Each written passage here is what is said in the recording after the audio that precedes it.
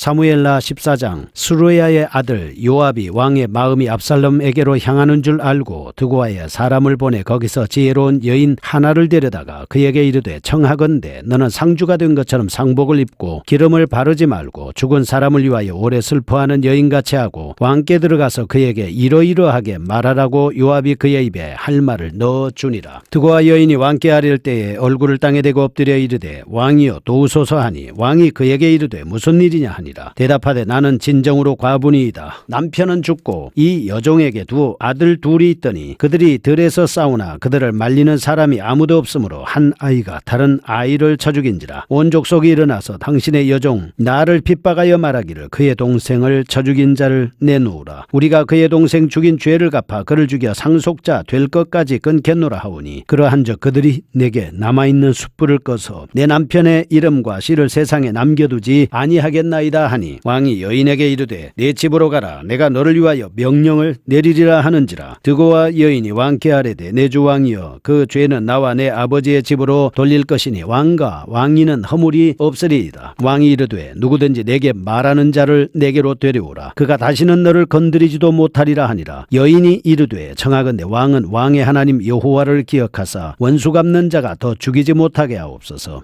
내 아들을 죽일까 두렵나이다 하니, 왕이 이르되, 여호와께서 살아계심을 두고 맹세하노니 내 아들의 머리카락 하나도 땅에 떨어지지 아니하리라 하니라. 여인이 이르되, 청하건대 당신의 여종을 용납하여 한 말씀을 내 주 왕께 여쭙게 하옵소서 하니, 그가 이르되, 말하라 하니라. 여인이 이르되, 그러면 어찌하여 왕께서 하나님의 백성에게 대하여 이 같은 생각을 하셨나이까? 이 말씀을 하심으로 왕께서 죄 있는 사람같이 되심은 그 내쫓긴 자를 왕께서 집으로 돌아오게 하지 아니하심이니이다. 우리는 필경 죽으리니 땅에 쏟아진 물을 다시 담지 못함 같을 것이오나 하나님은 생명을 빼앗지 아니하시고 방책을 베푸사 내쫓긴 자가 하나님께 버린 자가 되지 아니하게 하시나이다. 이제 내가 와서 내 주 왕께 이 말씀을 여쭙는 것은 백성들이 나를 두렵게 하므로 당신의 여종이 스스로 말하기를, 내가 왕께 여쭈오면 혹시 종이 청하는 것을 왕께서 시행하실 것이라. 왕께서 들으시고 나와 내 아들을 함께 하나님의 기업에서 그늘차에 손으로부터 주의 종을 구원하시리라 함이니이다. 당신의 여종이 또 스스로 말하기를, 내 주 왕의 말씀이 나의 위로가 되기를 원한다 하였사오니, 이는 내 주 왕께서 하나님의 사자같이 선과 악을 분간하심이니이다. 원하건대 왕의 하나님 여호와께서 왕과 같이 계시옵소서. 왕이 그 여인에게 대답하여 이르되, 바라노니 내가 내게 묻는 것을 내게 숨기지 말라. 여인이 이르되, 내 주 왕은 말씀하옵소서. 왕이 이르되, 이 모든 일에 요압이 너와 함께하였느냐 하니, 여인이 대답하여 이르되, 내 주 왕의 살아계심을 두고 맹세하옵나니 내 주 왕의 말씀을 좌로나 우로나 옮길 자가 없으리이다.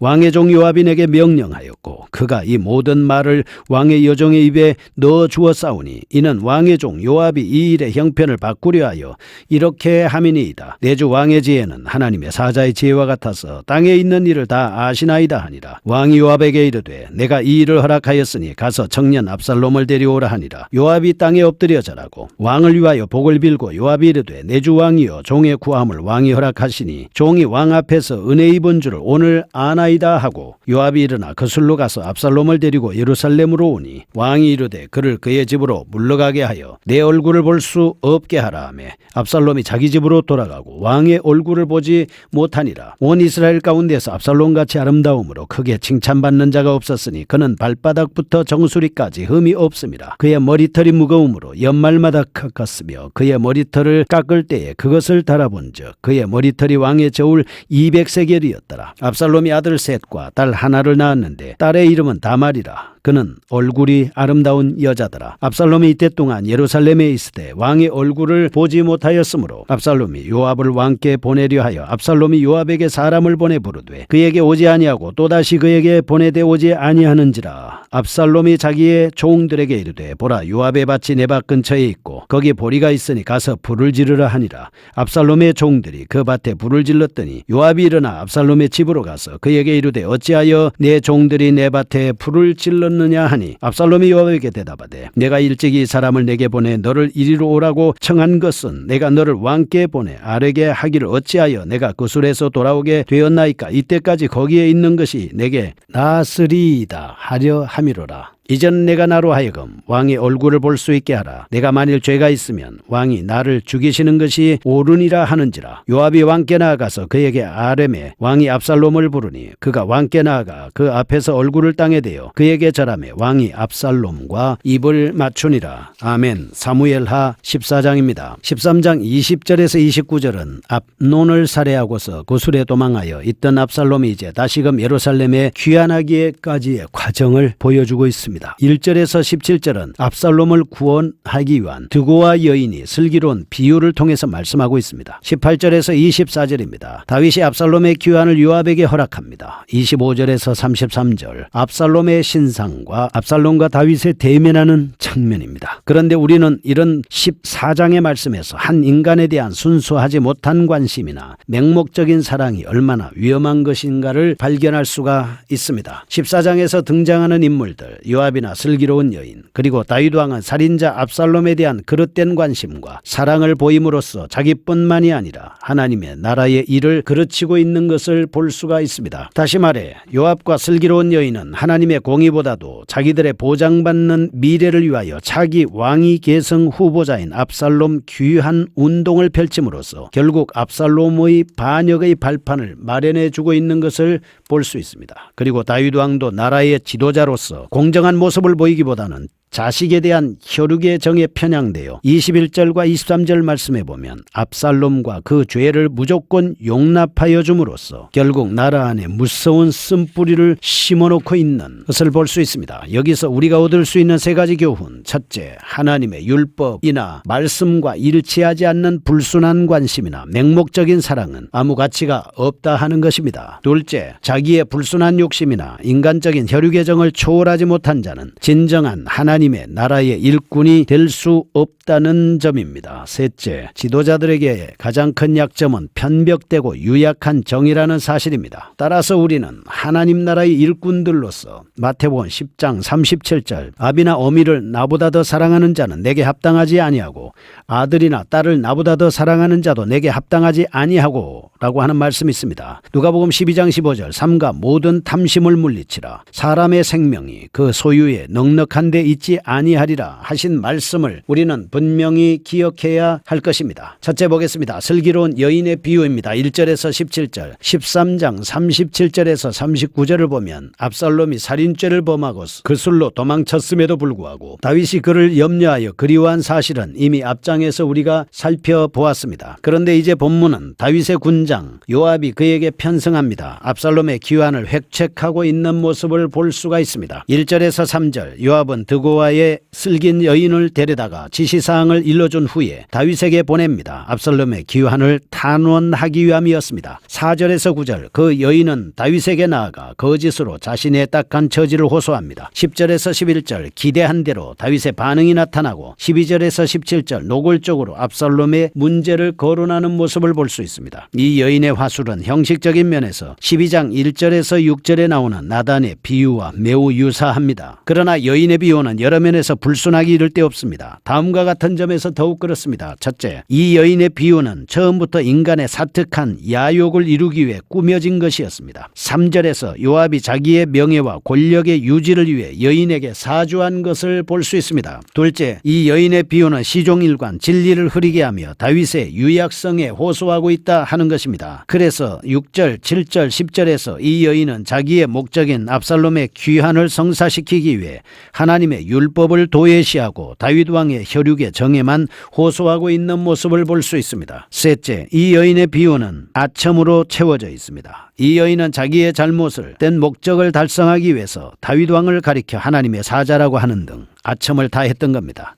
넷째, 결과적으로 18절에서 24절 말씀에 나오는 이 여인의 비유는 압살롬의 귀환을 가능하게 했습니다. 훗날 압살롬이 반란을 태동케 하게 된 원인이 되었다, 이렇게 볼 수 있습니다. 결론적으로 이상에서 우리는 여러 가지 사실을 깨닫게 됩니다. 아무리 지혜가 출중하고 탁월하다 하더라도 사특한 야욕에서 나오는 것은 거짓과 아첨일 뿐이라는 사실입니다. 두 번째 보겠습니다. 18절에서 24절 18절에서 20절은 슬기 있는 여인의 비유를 들은 다윗 왕이 요압에게 압살롬의 귀환을 허락하는 장면입니다. 여인의 말을 들은 다윗은 그 배후에 요압의 술수가 작용하고 있음을 직감하고 이를 확인했습니다. 21절에서 23절 말씀은 요압에게 압살롬의 귀환을 허락합니다. 마침내 압살롬은 그 술에서 예루살렘으로 돌아오게 되지요. 24절 그러나 다윗은 한 가지 부대 조처를 취합니다. 압살롬과 상면을 금한 것입니다. 평소 지혜롭고 공의로웠던 다윗 왕의 모습과는 달리 그의 어리석은 모습을 보여주고 있습니다. 다윗은 여기에서 자기의 조치가 엄청난 재앙을 불러들일 것이라는 사실을 미처 깨닫지 못하고 섣불리 압살롬의 귀환을 허락하고 만 것입니다. 평소 지혜로운 그가 이처럼 앞을 내다보지 못하고 어리석은 허락을 내린 데 대해는 무엇보다도 압살롬에 대한 혈육의 정이 크게 작용했다 하는 것을 볼 수 있습니다. 뿐만 아니라 슬기있는 여인의 간지러운 아첨이 어느 정도 그 예리한 이상을 둔감하게 만들었다고 볼 수 있습니다. 그러나 다윗은 분명 이러한 어리석은 허락을 내리기 전에 먼저 하나님의 뜻을 알아야 했습니다. 즉 그가 이전에 우림과 둠밈을 통해서 하나님의 뜻을 깨닫게 함으로써 형통할 수 있었던 것처럼 17절과 20절에 이번에도 압살롬에 대한 하나님의 뜻이 무엇인지 신중하게 알아보았어야 했습니다. 그러나 이번에 그는 하나님의 뜻보다는 자기의 감정에 따라서 행동함으로써 어리석은 모습을 보이고 만 것입니다. 이런 사실을 통해서 첫째, 중생한 자의 감성과 이성도 완전한 것은 아니다. 둘째, 성도의 감정적인 행위는 결코 바람직하지 않다는 사실. 셋째, 인간의 유약한 점과 특히 좋은 아첨은 인간의 지혜를 흐리게 한다는 사실을 볼 수가 있습니다. 성도는 어떤 문제에 있어서든 가부간의 결단을 요구할 때 결코 자기의 감정이나 주변 사람들의 듣기 좋은 소리에 귀를 기울여서는 안 된다. 하나님의 말씀을 읽고 말씀의 기초에서 깨달아야 된다 하는 것입니다. 세 번째입니다. 26절에서 33절 다윗과 압살롬의 대면입니다. 28절에는 압살롬이 3년간 망명 생활 끝에 예루살렘으로 귀환하기는 했지만 2년 동안 다윗의 얼굴을 대면하지 못했습니다. 25절에서 27절 먼저 압살롬의 신상에 대해서 설명하고 있습니다. 아마 이는 다음 장에서 압살롬이 이스라엘 백성들의 마음을 끌 수 있었던 요인 중 하나가 그의 탁월한 신상이었음을 알려주고 있습니다. 29절에서 32절 압살롬이 요압에게 다윗과의 화해를 주선해 주도록 술수를 부리고 있는 장면. 33절 마지막으로 마침내 압살롬이 다윗 앞에 나아가 화해하는 장면을 볼 수 있습니다. 그런데 이 상에서 우리는 압살롬의 외모와 그의 행실이 너무나도 대조적이라는 사실을 발견할 수 있습니다. 백성들에게 신비로운 멋을 보여주고 있는 이 칭찬받을 만큼 탁월한 이 머리털을 가지고 있습니다. 28절에서 33절 그러나 이 훌륭한 외모의 소유자 압살롬은 예루살렘에 돌아온 후에도 자기의 죄를 회개할 줄 몰랐습니다. 자기의 입신 출세만을 갈망했습니다. 그리하여 갈망 속에서 그는 다윗과의 가식적인 화해를 시도했습니다. 그 과정에서 요압의 밭에 불을 지르기까지 하는 장면을 볼 수 있습니다. 우리는 이러한 본문의 말씀을 통해서 다음과 같은 점을 볼 수 있습니다. 인간의 외모, 인격과 일치하지 않는다. 그리고 외모가 출중하더라도 인격이 망가진 사람들이 있다 하는 사실을 통해서 외모로 사람을 판단하는 것이 아니라 우리는 중심으로 사람을 판단해야 하겠습니다. 거룩하신 하나님 아버지 감사합니다. 하나님께서 우리에게 허락하신 지혜와 총명으로 매사 판단하게 하여 주옵소서. 예수님의 이름으로 기도합니다.